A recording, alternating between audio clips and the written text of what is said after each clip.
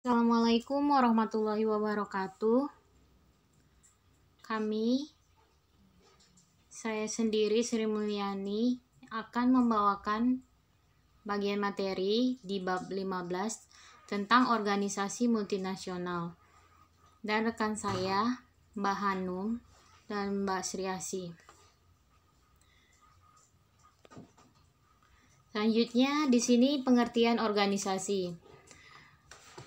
Pengertian organisasi multinasional adalah perusahaan yang berusaha di banyak negara. Perusahaan ini biasanya sangat besar. Perusahaan seperti ini memiliki kantor-kantor, pabrik atau kantor cabang di banyak negara. Mereka biasanya memiliki sebuah kantor pusat di mana mereka mengkoordinasi manajemen global. Terdapat 3 masalah khusus dalam organisasi global. Yang pertama, perbedaan kebudayaan. Yang kedua, harga transfer. Yang ketiga, perbedaan nilai tukar mata uang. Di sini yang pertama kali kita bahas yaitu berkaitan dengan perbedaan budaya. Menurut definisinya, sebuah organisasi multinasional akan beroperasi di banyak negara dan harus siap menghadapi perbedaan budaya seiring dengan koordinasi dan pengendalian yang dilakukan oleh kantor pusat terhadap anak-anak perusahaannya. Adapun hubungan yang penting dengan pengendalian manajemen, yang pertama, jangkauan kekuasaan. Jangkauan kekuasaan di sini merujuk kepada sejauh mana kekuasaan didistribusi dan dipusatkan secara tidak seimbang. Budaya dengan jangkauan kekuasaan yang tinggi termasuk Filipina, Venezuela, dan Meksiko. Kemudian, individualisme atau kolektivisme. Di sini merujuk kepada sejauh mana seseorang mendefinisikan dirinya sendiri sebagai seseorang individu atau sebagai bagian dari kelompok yang lebih besar. Kemudian menghindari ketidakpastian.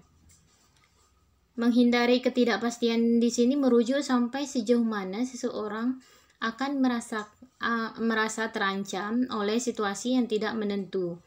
Budaya penghindaran ketidakpastian tertinggi termasuk Jepang, Portugal, dan Yunani. Dan yang terakhir, maskulinitas, feminitas, yang merujuk kepada sampai sejauh apakah pengaruh yang dimiliki oleh salah satu dari kedua nilai dominan tersebut, apakah pengaruh yang dimiliki oleh salah satu dari kedua nilai dominasi tersebut berupa selanjutnya manajemen harga transfer. Pada perusahaan yang beroperasi di luar negeri, diperlukan beberapa pertimbangan penting dalam penentuan harga transfer. Pertimbangan ini menyangkut yang pertama, aturan perpajakan. Tingkat pajak penghasilan efektif dapat memiliki perbedaan yang sangat jauh di masing-masing negara asing. Kemudian yang kedua, aturan pemerintah. Di sini jika tidak diatur oleh pemerintah, perusahaan akan menetapkan harga transfer untuk meminimalkan laba kena pajak di negara-negara dengan tingkat pajak penghasilan yang tinggi. Kemudian tarif.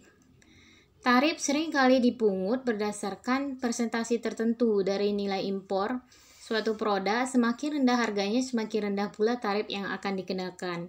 Kemudian nilai tukar. Nah, selanjutnya pengawasan nilai tukar asing. Kemudian akumulasi dana. Perusahaan mungkin ingin mengakumulasikan dananya di satu negara tertentu daripada negara yang lain.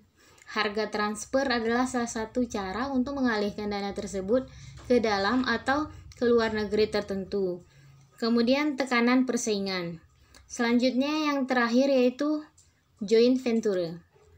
Joint venture memberikan komplikasi tambahan dalam harga transfer. Andai kata sebuah perusahaan USA ataupun Amerika Serikat mempunyai operasi joint venture di Jepang dengan perusahaan lokal Jepang.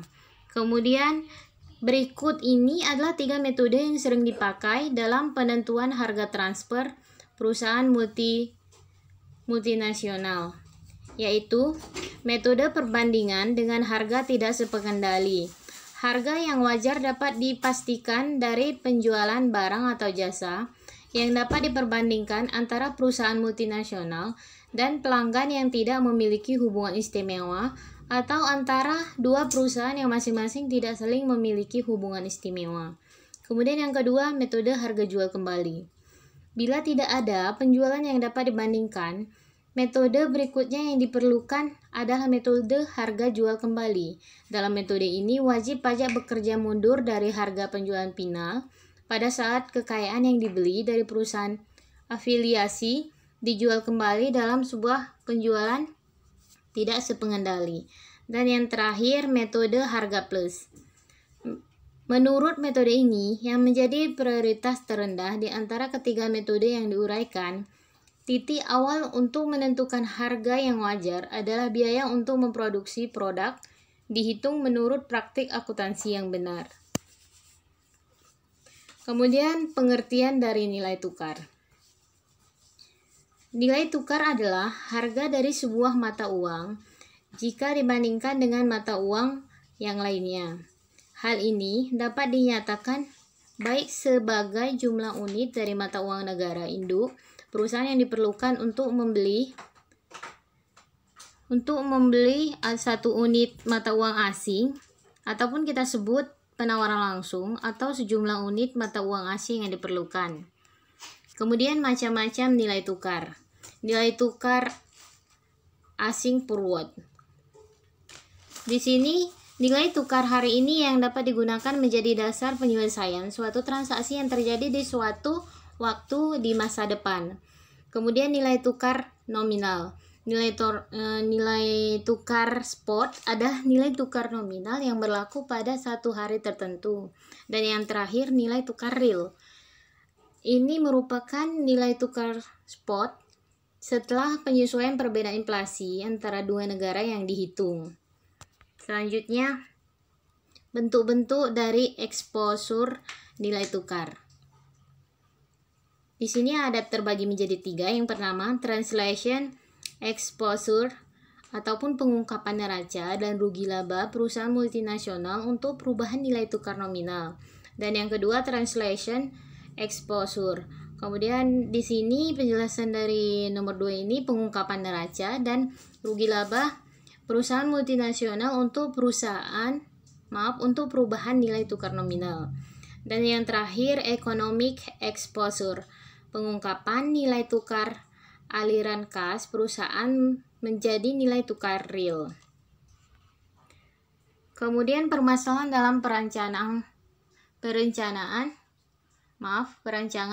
sistem pengendali. Dari sudut pandang evaluasi kinerja, di bawah ini adalah pertanyaan-pertanyaan penting di dalam perencanaan suatu sistem pengendali. Terbagi menjadi 4. Yang pertama, haruskah para manajer anak perusahaan dianggap bertanggung jawab atas dampak fluktuasi nilai tukar terhadap hasil akhir mereka?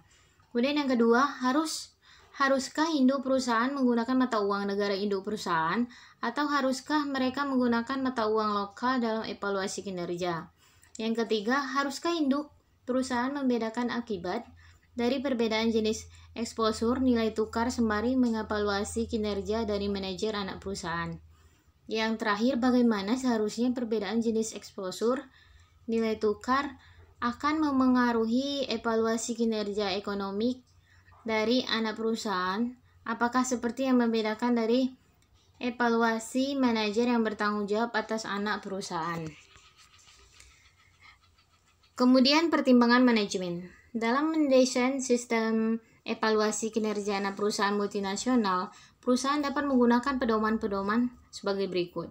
Yang pertama, para manajer anak perusahaan seharusnya tidak dianggap bertanggung jawab terhadap efek translasi. Kemudian, efek transaksi paling baik ditangani melalui koordinasi terpusat dari kebutuhan lindung nilai perusahaan multinasional secara keseluruhan. Yang ketiga, manajer anak perusahaan harus bertanggung jawab terhadap efek ketergantungan dari nilai tukar yang diakibatkan oleh eksposur ekonomi. Dan yang terakhir, evaluasi anak perusahaan sebagai basis dari pengambilan keputusan untuk menentukan lokasi operasi di sebuah negara atau merelokasi operasi dari sebuah negara seharusnya merefleksikan konsekuensi dari adanya eksposur translasi, transaksi, dan ekonomi. Mungkin ini saja penjelasan dari saya. Selanjutnya yang akan dijelaskan oleh rekan saya yaitu Mbak Hanum dan Mbak Asih. Mohon maaf. Assalamualaikum warahmatullahi wabarakatuh.